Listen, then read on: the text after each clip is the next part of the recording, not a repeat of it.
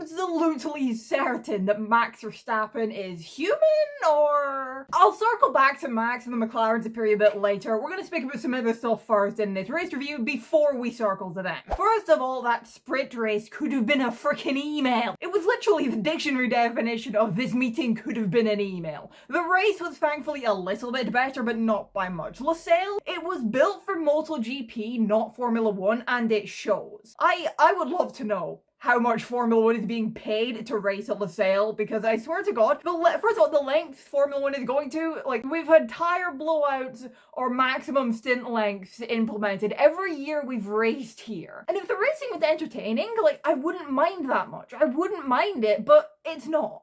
Frankly, Losail could drop off the calendar and I genuinely would not care. And I'm pretty certain I wouldn't be the only one. If anything, it would be nice to see it go. But that's just my opinion. Let's move on and complain about Ferrari. Good Lord, this team is going to be very happy there's only one race left in the season. To my fellow Ferrari fans, hang in there. We only have one more race to go, and then we don't have to put up with Ferrari incompetence for like 2 months. Just hang in there, we're nearly there. Like, this is dire straits for Ferrari. This has been like the worst Ferrari we've seen since 2020. Julian Palmer said, what did he say? He said after qualifying that Ferrari was the worst in the field that day. And honestly, I agree. I mean, you could argue, okay, no, Alpine are worse. But fucking Pierre Gasly was going up to Lewis Hamilton after the sprint and saying that it looked bad. Unlike to have the Alpine boys saying that.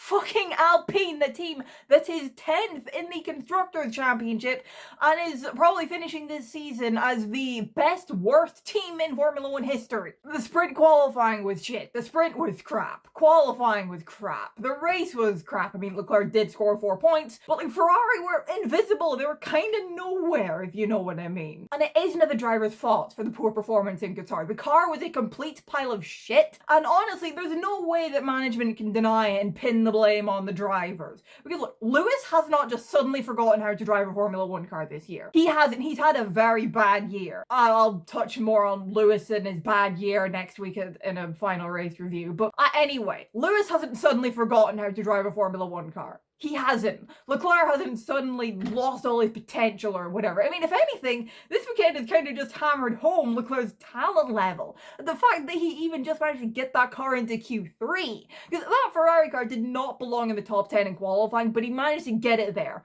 He did spin it once, but the fact he only spun it once this weekend is an achievement. Because he was fighting the car every corner. The fact it took till Q3 to spin was amazing. Lucky that there was no walls close with that spin, because good lord. It does kind of hammer home a bit for the fact that Leclerc was able to, actually get some points and qualify in the top 10.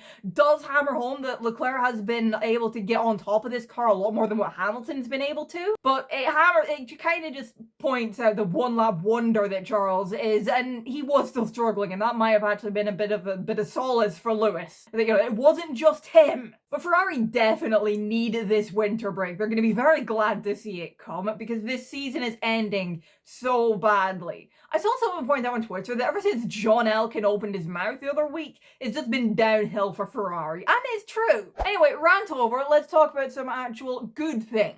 Like Yuki Tsunoda in the sprint race. In the sprint sessions, he was actually really solid. It was great to see him doing well, except for struggling to keep it within the white lines. It was great to see him doing well again. It's the best Yuki Tsunoda that we've seen in a while. It's just a shame that it seems like he won't be on the grid by the end of this year. Because we know that the Red Bull and V-Carb lineups are set for next year. We just don't know them yet, and like pundits and that have been saying that the feeling is that Hadjar will get the call up to Red Bull, and then Tsunoda will be out on his arse in favour of keeping Liam Lawson a V-Carb and bringing in Arvid Lindblad. Personally, I don't think they should be bringing in Lindblad this quickly, but God knows it might end up well, it might not end up well. The only thing that's certain is that it seems like Isaac Hadjar is going to be the latest driver of his career, setting up the Swanee in the second Red Bull seat. And what a drive from Carlos Sainz. He is now guaranteed to end the season with more podiums with Williams than Lewis Hamilton has with Ferrari. I'm sorry, Team LH, that was a cheap shot, but it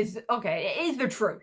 I'm just stating a simple fact. on that one. He drove brilliantly, and I like that bit of fighting talk from him, like, I don't know, like 7 or 8 laps to the end, or someone who was like, oh, let's just push to the end and then try and get this. And like, I like that. Because yeah, just go balls to the wall, push, and if he got P3, he got P3, which he did, and if he didn't, he gave it everything. But someone else who's giving it everything is Max Verstappen. Good Lord, that man. He is insane. What do you mean he's gone from 104 points off the championship lead after the Hungarian Grand Prix to now, what, 11 rounds later, being just 12 points off heading into the final race of the season? And if I tease it out, we're like 4 points ahead of the guy. He was 104 points behind. There's been a 108 point swing between Max and Oscar, who was in the lead of the championship at the time when Max was 104 points down. It is actually insane. Like, I know we've all been known it, you know, to don't count out Max. He's going to fight to the end. He's going to give it everything. And don't count him out until he's mathematically out of contention. But I don't think any of us really expected that he would go to Abu Dhabi still in contention. It was more of just like, there's no way he's actually going to do it. And that's still kind of my thought right now. It's like, but surely there is no way he's actually going to pull this thing off. Surely not. Surely Norris is, who is still in a very good position with the 12-point lead. Surely Norris is gonna have this, you know, because at this point in time, all he needs is P3 in Abu Dhabi, and he's sealed it. No matter where Max finishes, even if Max Verstappen wins the race, if Lando Norris is P3, championship for him. That's it. Done. But with McLaren's gaffes, literally anything is possible, because they screwed that race up 7 ways to Sunday. Or well, maybe not 7 ways, but you catch my drift. They should have pit one of their drivers, at least one of them, under that safety car, but they didn't pit either of them because they were, what, scared of risking giving one a more preferential strategy than the other? What? This is more papaya rules bullshit, I swear to God. McLaren, can we please leave the papaya rules in 2025? Like, seriously, because McLaren's gaffes are freaking ridiculous, and I swear to God, half of them are stemming from them not wanting to risk showing any favoritism to their drivers. They screwed up. They threw away the race win when neither driver pit under the safety car. But like, realistically, it was never gonna happen. You know, as soon as Max had a decent lead after Oscar pit, then it's like, okay, yeah, no, there's absolutely no way. I mean, I was thinking maybe, you know, if Oscar had gone like the full 25 laps on that second stint, then maybe when he got to the softs, maybe he could have, you know, roared up and caught and passed him, but then he pitted early, also onto the hards, and then it's like, okay, yeah, no, he needs to be over second faster per lap with, like, it's not gonna happen. McLaren fucked that one up. They did, and now they have brought Max right into this fight. Oscar's gone from leading for 15 rounds to P3. He had a great weekend. It was nice to see him finally back. Don't know where the hell he's been. But looking ahead to Abu Dhabi, like, whatever happens, then I think Max Verstappen should be very happy with how his season has gone, because either he wins all and he pulls off the comeback of all comebacks to become only the second driver in Formula 1 history to win 5 championships in a row, or he doesn't get it, but he went out fighting, he gave it everything to try and make it happen, and you cannot fault the man for that. As I said, Norris is still in a very good position with a 12-point lead. Third place will seal it for him no matter where anybody else finishes. He has been very solid. You know, I'm not a massive fan of Lando Norris. I'll say that. But just because I'm not a massive fan of him doesn't mean I can't praise him. Everyone should be able to praise a driver they don't like. And while Norris has had some bustles this year, earlier in the year,